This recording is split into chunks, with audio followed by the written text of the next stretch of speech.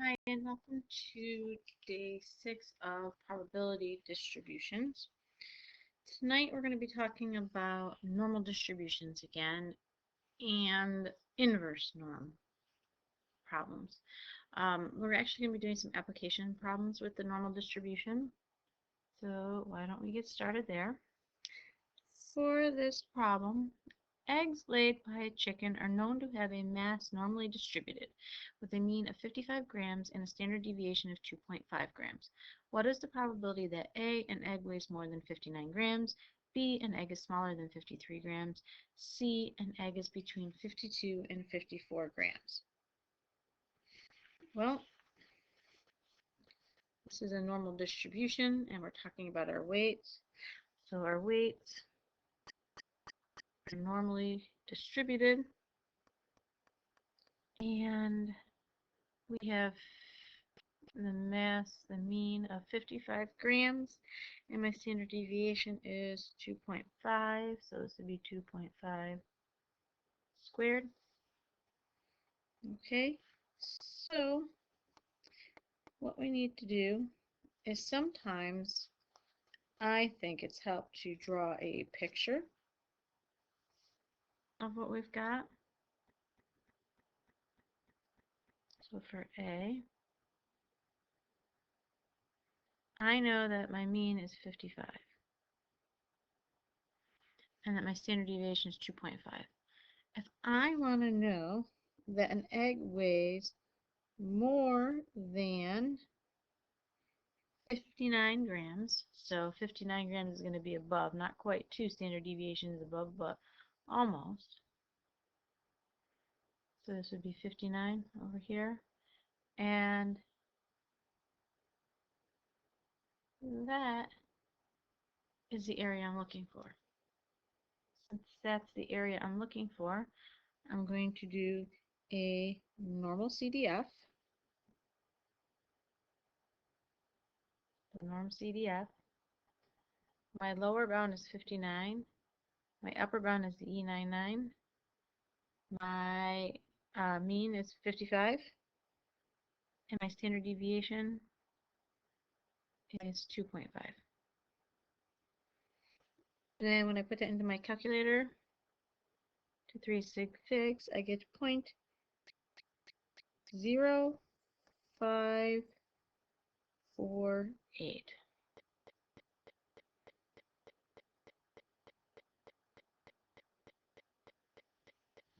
And that makes sense because that's approximately 5% of my data. Part B, an egg is smaller than 53 grams. Okay, again, my mean is still at 55. 53 is right about here. And it is smaller than, so it would be everything to the left of 53 grams. So again, we do normal CDF. My lower bound is at negative E99. My upper bound is 53. My mean is 55. And my standard deviation is 2.5. And when I type that into the calculator, I will get 0.212.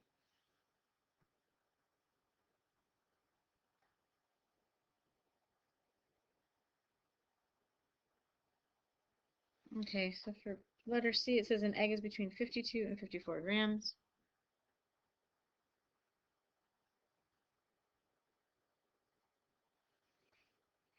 My mean is still 55.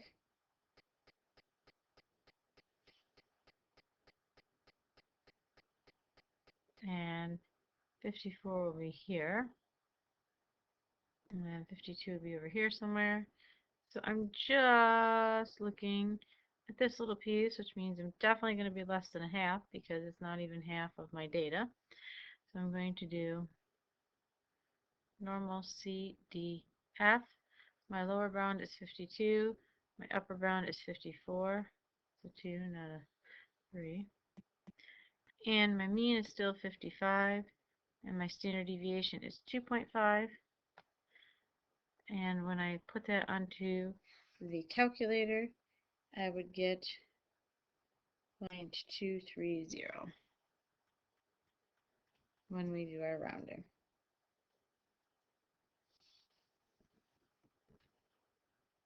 Okay, so that's really all we're doing, is we're just using the information they've given us, drawing a picture to help us make sense of what we're doing, make sure our numbers make sense. Like, does it make sense that 23% of my data would be here? Yeah, it absolutely does. All right. Inverse norm, or inverse normal distribution. Sometimes you have to find a value in the data that has a given cumulative probability. So instead of finding the probability this time, we are actually given the probability, and you have to find the data value or the x value or the z value, depending on what kind of curve it is. Again, we'll be using our GDCs to do most of the work. Should be to do most of the work for us. We are looking for the inverse norm in the distribution menu, and this works for standard normal distributions and normal distributions. So let's try a few examples. All right, so for the first one here,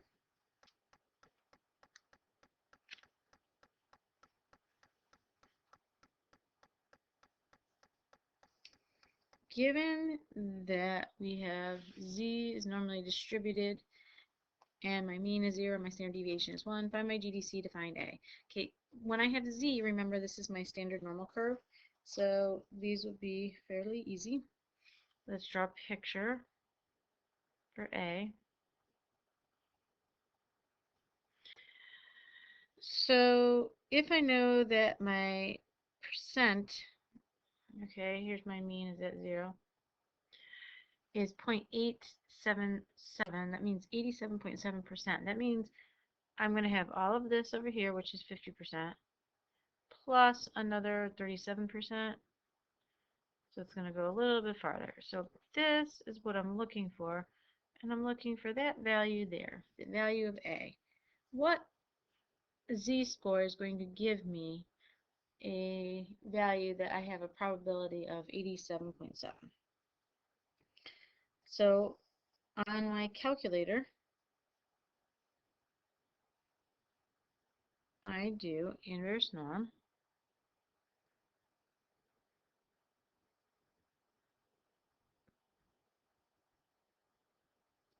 I tend to use a capital N. Inverse norm of my mean is 0. Oh, sorry, not my mean. The first value that I put in is my probability, which is 0.877. My mean is 0, and my standard deviation is 1.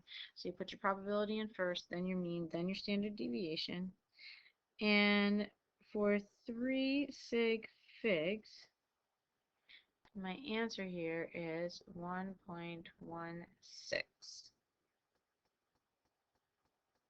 1.16, that would be my z-score. So I'm 1.16 standard deviations above the mean when it's a standard normal curve. All right, for b is greater than, or z, b, where the probability of z is greater than a is equal to 0.2.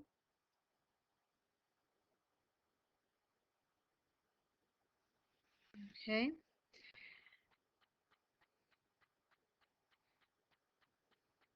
So if z is greater than 0.2, so that means, or sorry, z is greater than a and just 0.2, that means that a is up here, and I'm just looking at this 20% above. Okay? But the calculator doesn't really understand how to do that very well. So what we need the calculator to do is find the rest of the area. So we do 1 minus my 0.2, and I get 0.8, and that is my slashed area. So I can put that in the calculator, and it's still inverse norm. And this time I'm going to use the 0.8, 0, and 1. And when I do that, I get 0.842.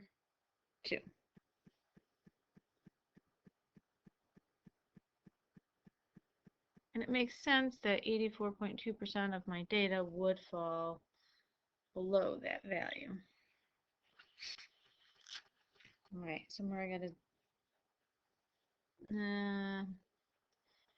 dig into Z. Or C, part C here. Oh, too large. Okay, I'm gonna do C over here. And this time, okay, my mean is in the middle, and that is still 0, no matter how you look at it with this problem. And my area is 0.42, but I have between negative A and A.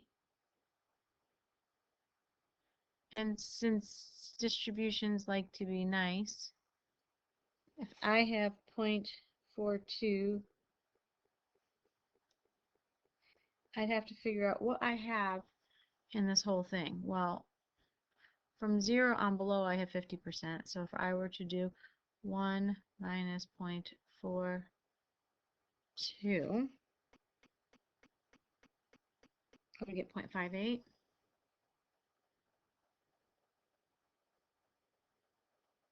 But I need to divide that by 2 because each of these sides is symmetric from negative A to 0 and 0 to negative A, or 0 to A. So each of these is going to be 0.29. So when I actually go to put that into the calculator,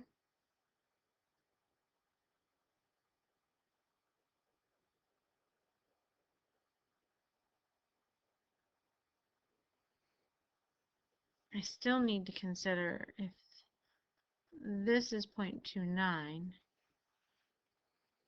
then because I'm trying to find the values in between,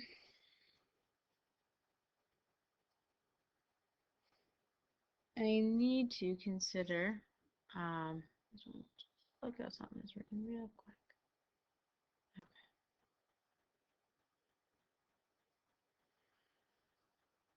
I'm going to actually need to, again,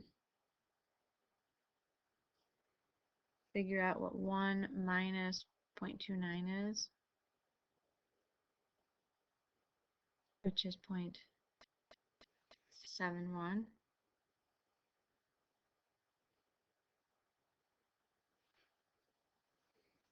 So I'm going to do my inverse norm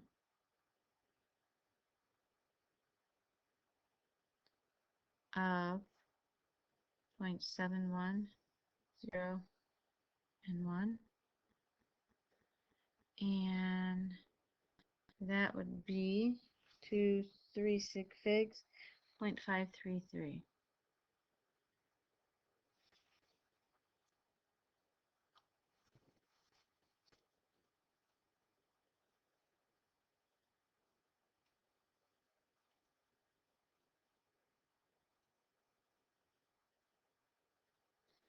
Alright, let's look at number 3, number 3. Number 3 is not a standard normal distribution because I'm not using Z. In order to be standard normal distribution, I have to have a Z-score. Number 3 is giving me X and it's telling me it's normally distributed. And we have 15 and 3 squared. Alright, 15 is our mean, 3 squared is 3 is our standard deviation. So, if I'm going to draw a picture to help me out here, my mean is at 15, my standard deviation is 3, and X is what I'm looking for. I'm going to have 0.75 would be more than half of my curve. So I'm looking for that x value. So I just need to do the inverse norm of my mean is, sorry, my percent is 0.75. My mean this time is 15. My standard deviation is 3. So once I put that into my calculator, I would get 17.02, so 17.0. It's equal to x, which is equal to 17.0. So when x is 17.0, we could then standardize it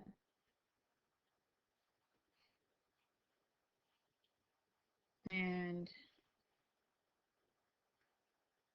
actually no, we'll just leave it like that. So we could standardize it, but we don't need to do that because not everything has to be given that way. So x would be 17.0.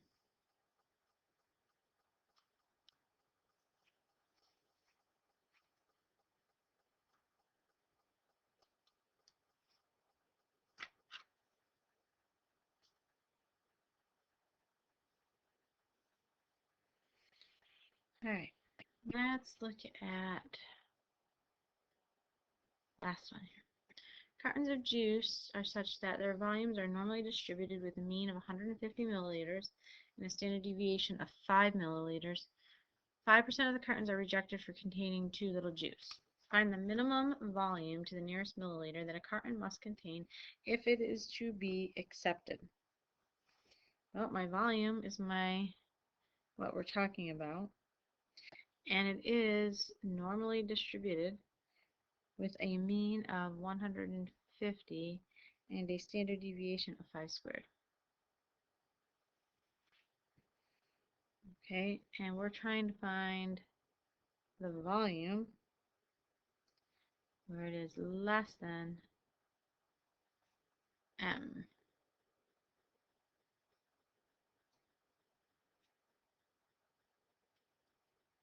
Where it's the minimum volume that we can accept it.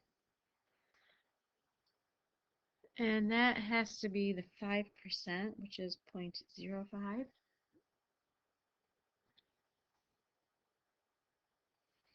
So in a picture, my mean was 150. And I'm looking for a percentage of 0.05. So I'm really just looking here. I mean, it's got to be in here somewhere.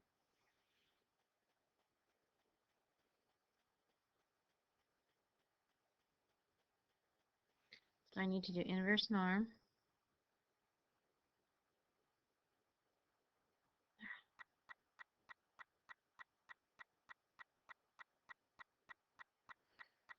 Okay, inverse norm, my mean is 150.